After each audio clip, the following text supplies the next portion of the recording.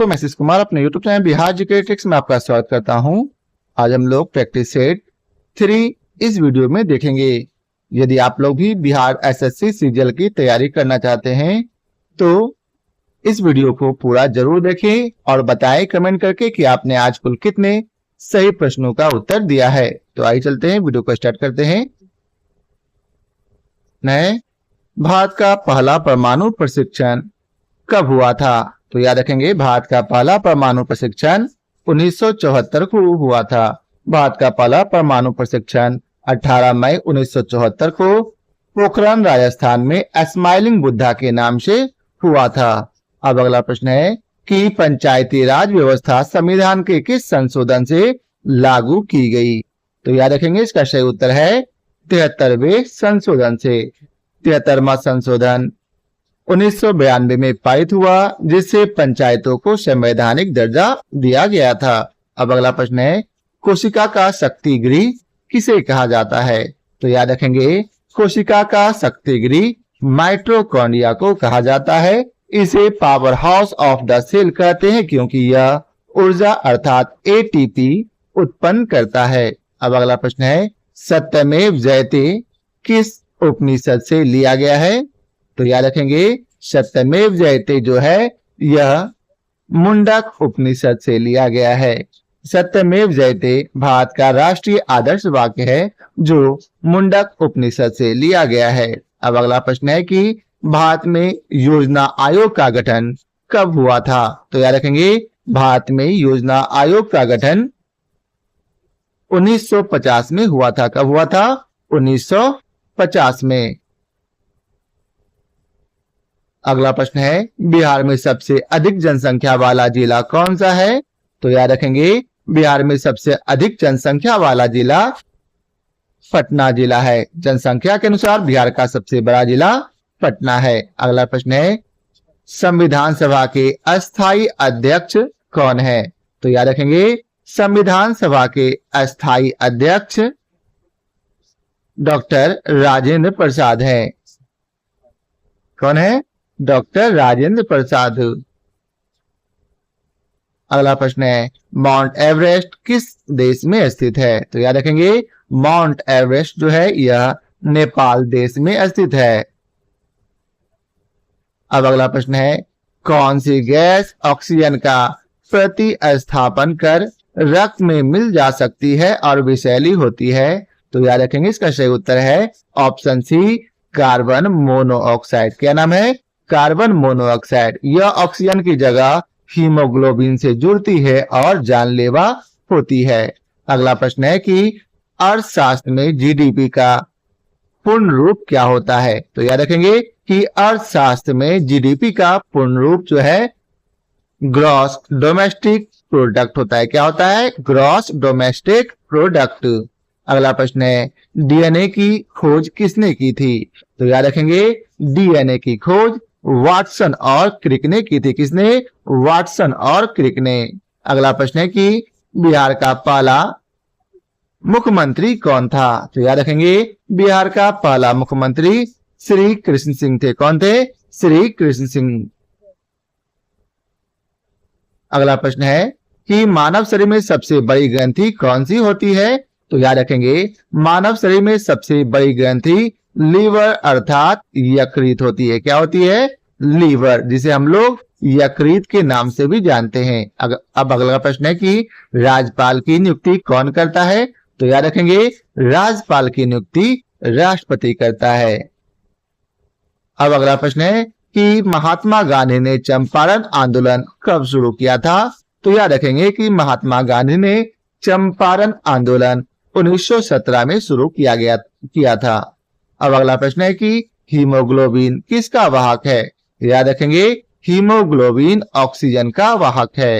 अब अगला प्रश्न है कि बिहार में कुल कितने जिले हैं 2025 तक? तो अभी तक वर्तमान में बिहार में कुल 38 जिले हैं।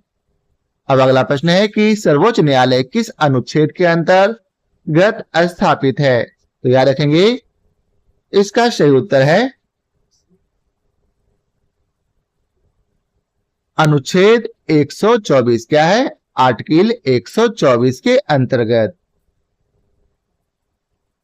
अब अगला प्रश्न है कि मनुष्य के शरीर में रक्त शुद्धिकरण का कार्य कौन करता है? तो याद रखेंगे मनुष्य के शरीर में रक्त शुद्धिकरण का कार्य गुर्दा अर्थात किडनी करता है। अब अगला प्रश्न है कि भारत में हरित क्रांति के जनक कौन माने जाते हैं? तो याद रखेंगे भारत में हरित क्रांति के जनक एमएस स्वामीनाथन माने जाते हैं। इन्हें भारत में हरित क्रांति का जनक कहा जाता है। अब अगला प्रश्न है कि मानव शरीर की सबसे छोटी हड्डी कौन सी होती है? तो याद रखेंगे मानव शरीर की सबसे छोटी हड्डी एस्टेपिस होती है। क्या होती है?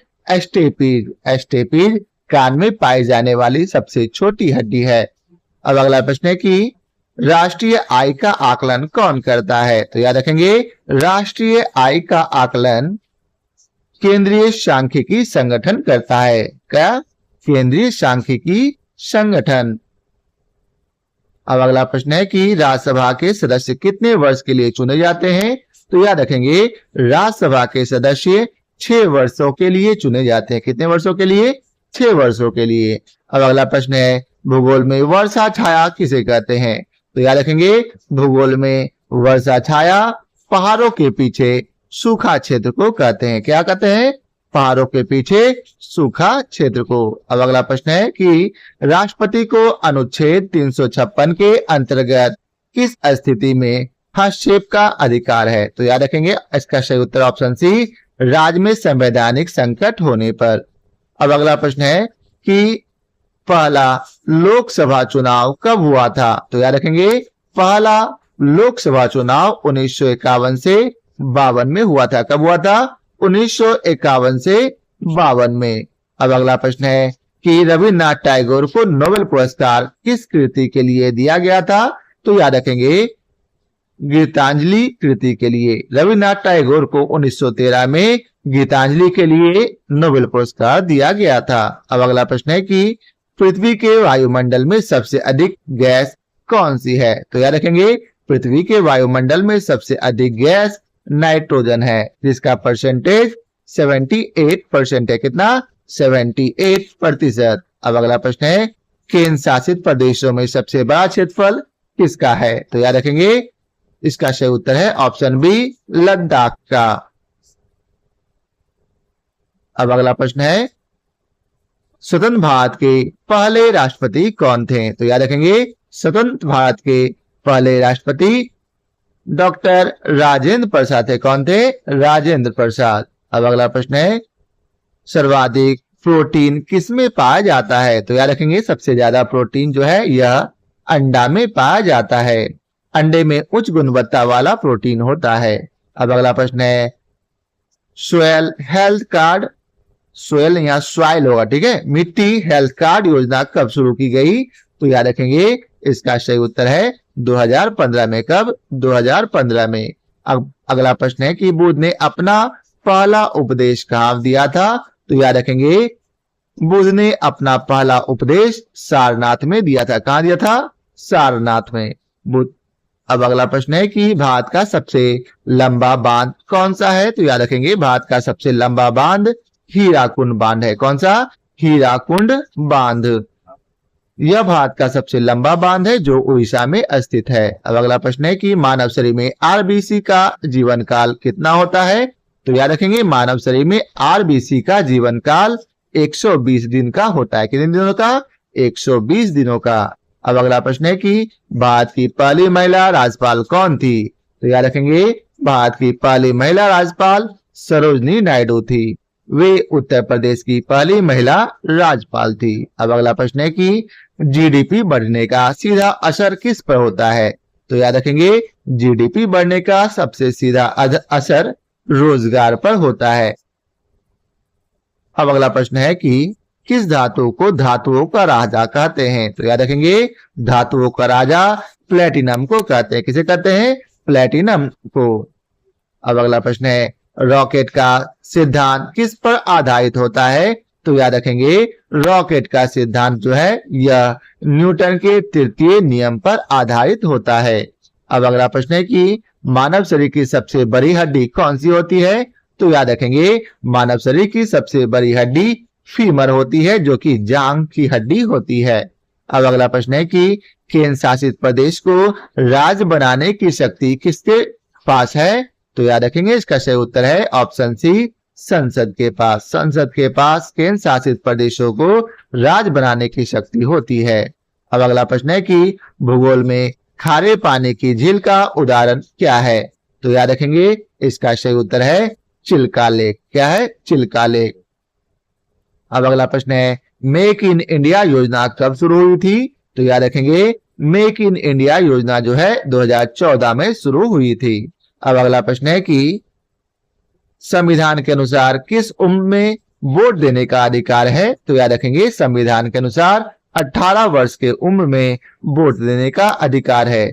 61वें संशोधन के अनुसार 18 वर्ष की आयु में मताधिकार प्राप्त हो जाता है। अब अगला प्रश्न है कि कोशिका का मस्तिष्क कौन होता है? तो याद रखेंगे कोशिका का मस्तिष्क न्यूक्लियस होता है। कौन होता है? न्यूक्लियस। अब अगला प्रश्न है संयुक्त राष्ट्र संघ की स्थापना कब हुई थी? तो याद रखेंगे संयुक्त राष्ट्र संघ की स्थापना 1945 में हुई थी। कब हुई थी? 1945 में। अब अगला प्रश्न है कि भारत का पहला उपग्रह कौन सा था? तो याद रखेंगे भारत का पहला उपग्रह जो है यह आर्यभट्ट था। यह भारत का पहला उपग्रह था। 1975 में यह प्रक्षेपित हुआ था। अब अगला प्रश्न है कि भारत का सबसे बड़ा वन क्षेत्र किस राज्य में है? तो याद रखेंगे भारत का सबसे बड़ा वन क्षेत्र मध्य प्रदेश राज्य में है। यह भारत का सबसे बड़ा वन क्षेत्र वाला राज्य है। अब अगला प्रश्न है कि पंचवर्षीय योजना की अंतिम योजना कौन सी है? तो याद रखेंगे 12वीं योजना। भारत की अंतिम पंचवर्षीय योजना 2012 से 17 थी। अब अगला प्रश्न है